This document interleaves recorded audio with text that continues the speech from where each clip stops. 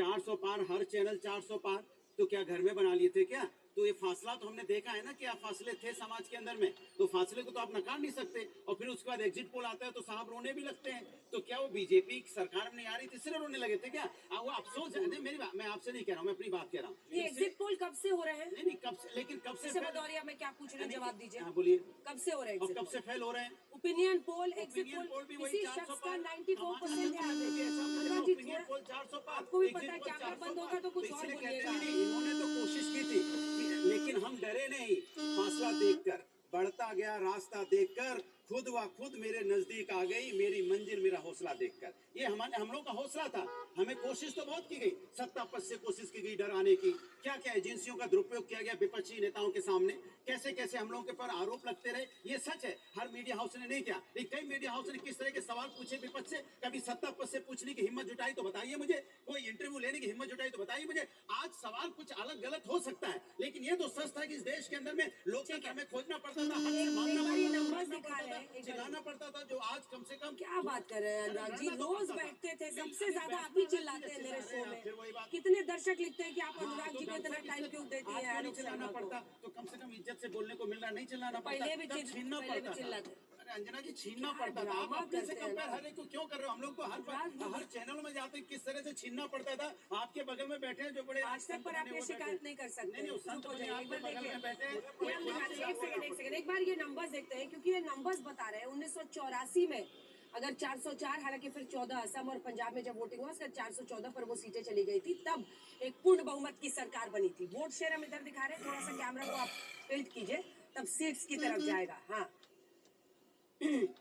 उसके बाद से स्पष्ट जनादेश की सरकार सीधा जाकर 2004 में बनी, माफ कीजिएगा 2014 में बनी, जो हम आपको सीट दिखा रहे हैं।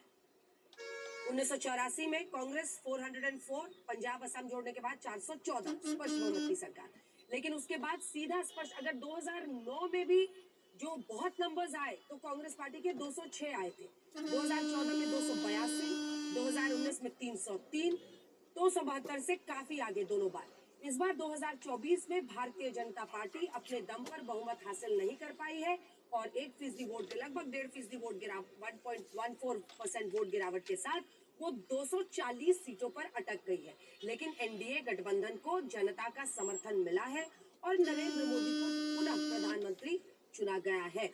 अब अनुराग जी 2 लाइन में अपनी बात पूरी कीजिए, क्योंकि देखिए आप लोग, अच्छा है आपकी तो 2004 में भी अगर मैं सही हूँ तो 35 सीटें ये समाजवादी पार्टी की आई थी, इस बार 37 आई हैं।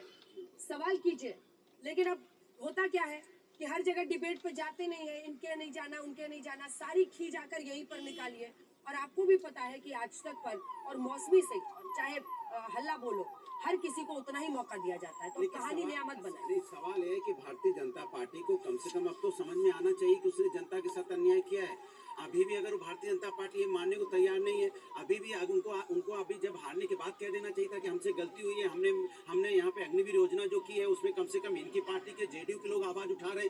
आप अयोध्या हार गए, आप जिन पे आपने धर्म के नाम पे राजनीति की, तो प्रभु राम ने आपको ही नकार दिया, तो कम से कम प्रभु राम ने भारतीय जनता पार्टी को नकारा, इनको मानना चाहिए। अयोध्या हार गए, चित्रकूट हार गए, आप बनारस की सारी अगल बगल की सीटें हार गए, आप लखनऊ के अगल बगल की सीटें हार गए, जहाँ से बड़े नेता आपके लड़ते हैं गोरखपुर, वहाँ अगल बगल की सीटें हार गए, तो आपको जिताएगा जनता ने, तो हरा दिया, फिर मानो ना कि आपसे गलती हुई है, फिर भी आप मानने को तैयार नहीं, ये चिंता की बात है। गौरव जी जवाब दीजिए, और कैसे दोनों को राजी करेंगे अग्निवीर पर, मुस्लिम आरक्षण पर? मैं बताता हूँ। देखिए, पहले तो किसी को दलाल बुला देना, किसी को कहना भाजपा का बैज लगा लो, और उसके बाद सवाल भी मीडिया क्या पूछेगी, क्या बोला यार, कांग्रेस पार्टी ही तय करेगी। अंजना जी याद दिला, ये बात बिल्कुल स्पष्ट हो गई। क्या भाषा का इस्तेमाल करते थे? एक बात जरूर कहूंगा, मैं याद दिलाऊं, प्लीज अनुराग जी, प्लीज कराइए इनको, प्लीज अनुराग जी, प्लीज।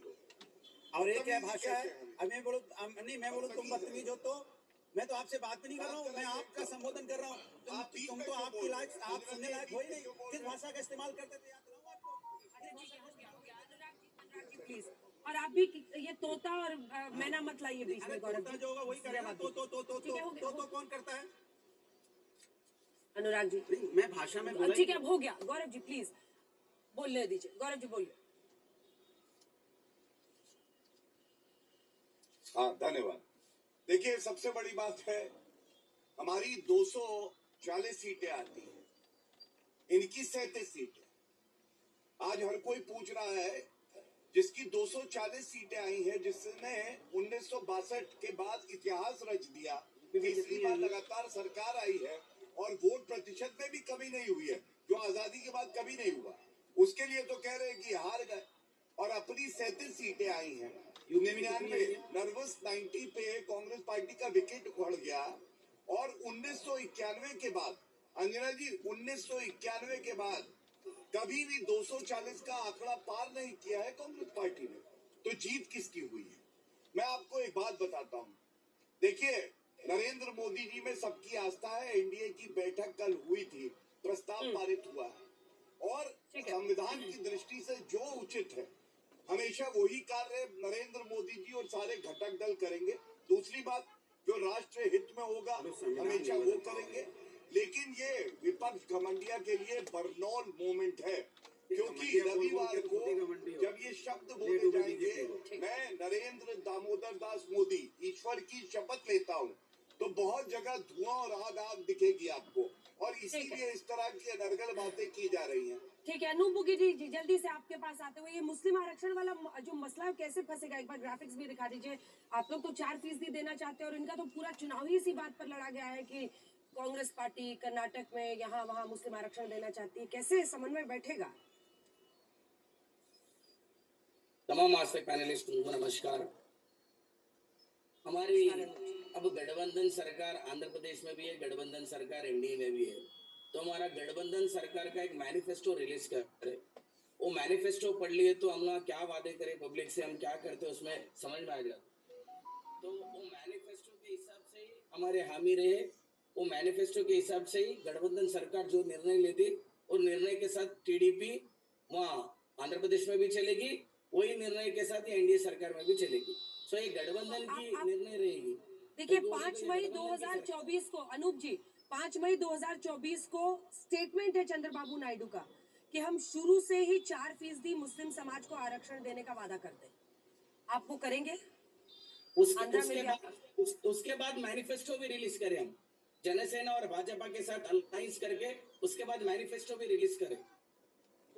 ठीक है, मैनिफेस्टो में नहीं है आपके, लेकिन मैनिफेस्टो तो सत्यप्रकाश मिश्रा जी की पार्टी ने रिलीज ही नहीं किया, क्योंकि वो लोग मान रहे थे कि जो बीजेपी का संकल्प पत्र है, तो बस एक लाइन में डटे रहेंगे, सटे रहेंगे हर मुद्दे पर, एक लाइन में। इसमें बिल्कुल कोई संदेह किसी को नहीं होना चाहिए। चट्टान की तरह खड़े रहेंगे, एनडीए में बने रहेंगे। इसी के साथ हल्ला बोल में इतना ही। देश दुनिया की बाकी खबरों के लिए आप देखते रहिए आज।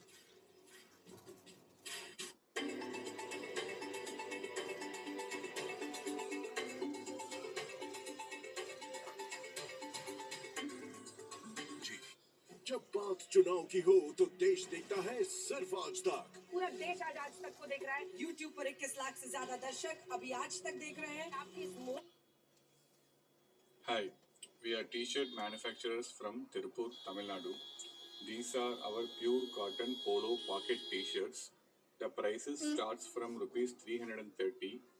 We have sizes from S to XXL, that is 36 to 46 chest.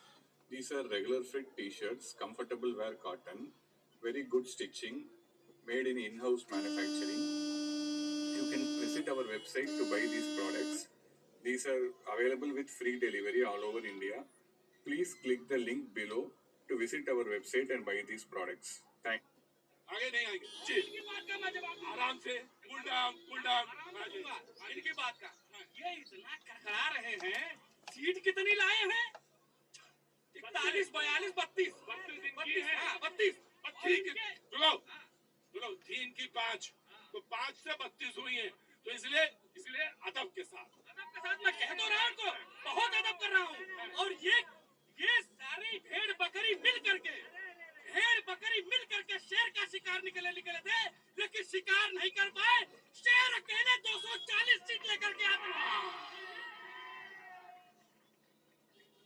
भाई वाह, भेड़ बकरी सब बता दो, क्या बात है। बैठिए, ये ऑटो वाले भैया हैं, इनका नाम है नवल उपाध्याय, बड़ी सांस में बोलते हैं, लेकिन एक चांस मैं आपका स्वागत करता हूँ आम आदमी पार्टी से नव्यांश शर्मा जी, और यहाँ की एक पार्टी है जो पहली बार शो में आता है, उसका खड़े होकर बिल्कुल भरपूर स्वागत होता है। बहुत बहुत स्वागत, बहुत बहुत शुक्रिया, thank you so much, your chance, very quick. अच्छा, इन्होंने जितनी उपमादी सब जानवरों से दे दी। अरे भाई बहुत बड़े इंसान, उनकी भी बात करो भाई। शेर क्या होता? खूंखार होता, दूसरे का मांस खाता है, शिकार करता है,